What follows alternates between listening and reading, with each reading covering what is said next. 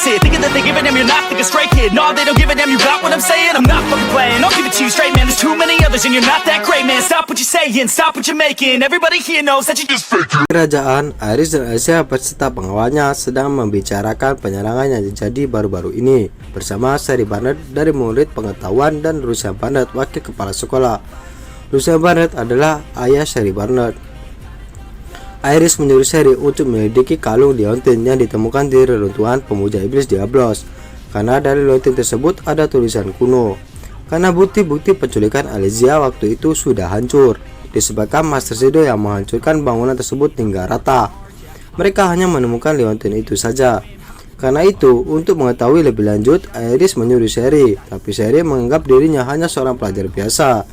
Russell Barnett meyakinkan Sherry agar menerima tawaran Iris, karena itu bisa menjadi jalannya untuk menjadi peneliti yang hebat. Sherry kemudian setuju.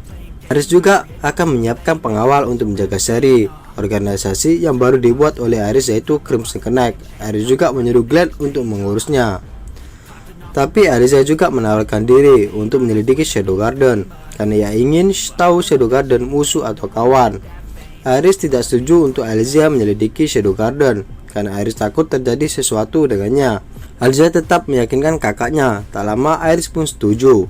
Di sisi lain, Sid dan teman-temannya sedang berjalan-jalan di kota. Mereka menuju pusat belanja Mitsugoshi.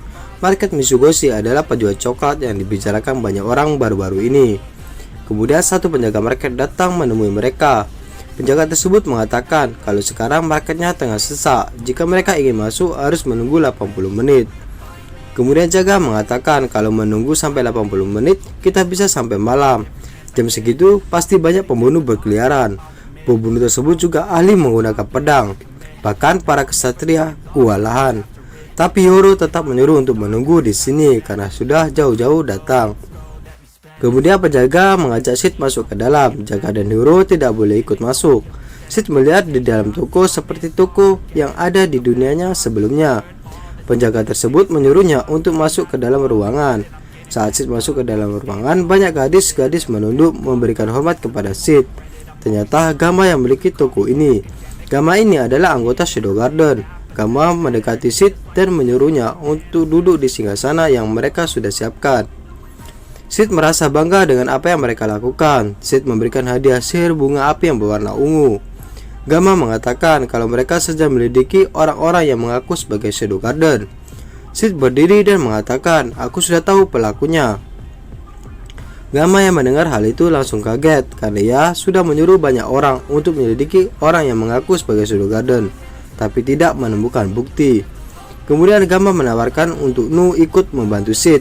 Nu adalah orang yang sudah diakui oleh Lady Alpha. Sid mengatakan jika aku perlu bantuan, aku akan memberitahumu. Setelah itu Sid keluar dari toko tersebut. Mereka bertiga berlari sangat laju. Karena sudah malam, mereka takut pembunuh tersebut akan muncul. Kemudian Sid merasakan sesuatu. Sid pun menyuruh Jaga dan Hiro pergi dulu. Setelah mereka pergi, Sid melihat Alicia sedang bertarung dengan Shadow Garden palsu. Shadow Garden palsu tidak hanya satu orang saja.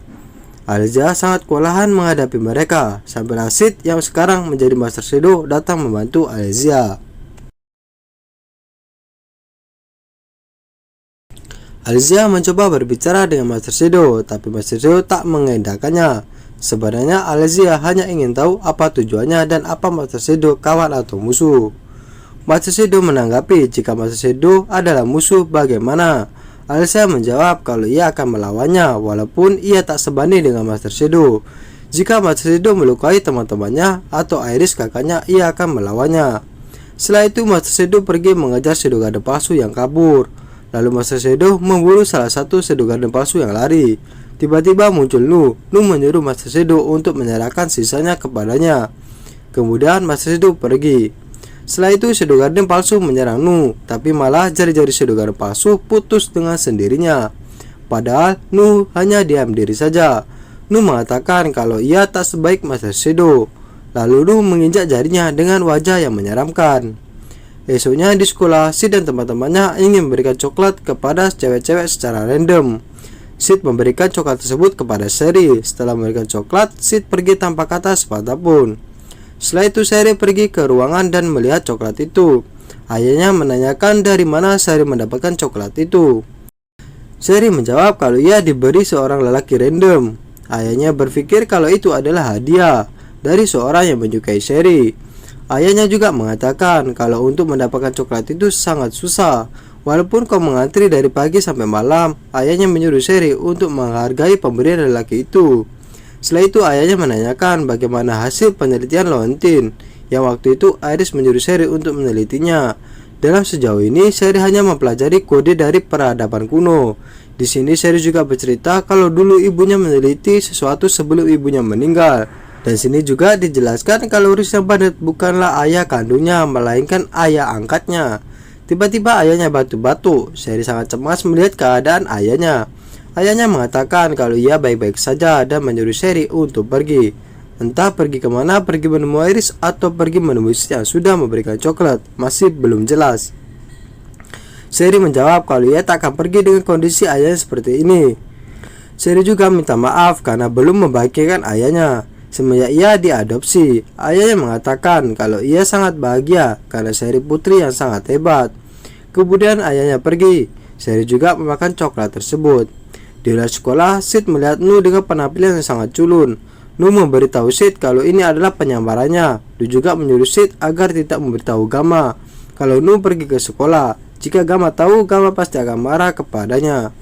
Di sini Nu menceritakan dirinya kalau Nu adalah seorang putri dari Marquis. Karena itu Nu banyak koneksi dari bangsawan. Nu juga sebenarnya masih seorang pelajar. Dulu Nu dibuang karena bersikap aneh. Nu datang ke sekolah ini untuk mengingat masa lalu di sekolah ini. Saat ini Nu juga sudah merasa bahagia, tak ingin mengingat kejadian dulu. Di sini Nu juga memberitahu Sid kalau ia tidak dapat petunjuk apapun saat mengintegrasi Shadow Garden palsu, karena mereka sudah dicuci otaknya. Dia juga mengatakan kalau ia yakin salah satu di antara mereka adalah anak ketiga dari sekte Diablos. Anak Diablos adalah seorang anak yatim piatu yang memiliki sihir. Sekte Diablos menculik anak tersebut dan dicuci otaknya, dan juga diberikan obat terlarang. Anak ketiga pula anak yang otaknya sudah rusak, yang tidak mampu mengatasi perlakuan sekte Diablos. Mereka juga bisa dijadikan tumbal. Lalu anak kedua mereka mampu menahan kegilaannya. Dan yang pertama, Nu mengatakan yang pertama jauh lebih kuat. Nu juga bilang kalau mereka menggunakan nama Shadow Garden agar Shadow Garden yang asli muncul.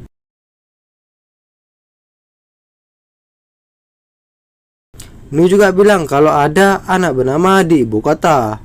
Anak pertama, Rek, pemberontak gila.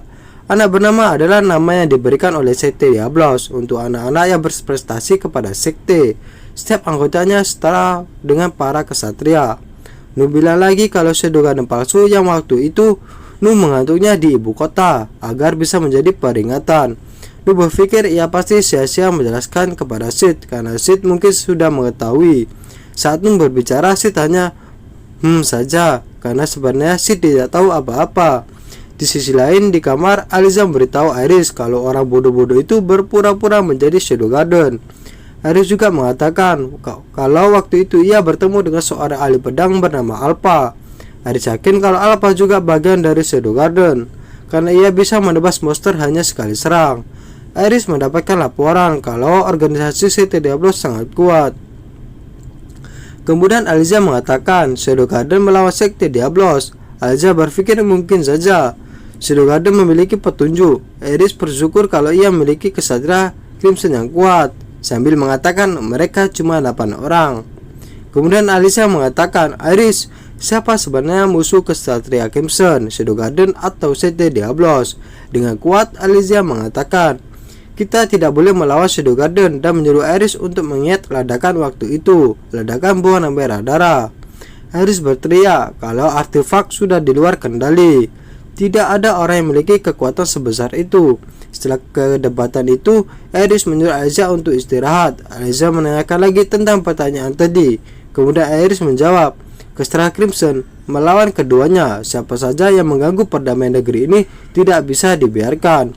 Iris sambil melangkah pergi. Sekian, sampai jumpa di next part.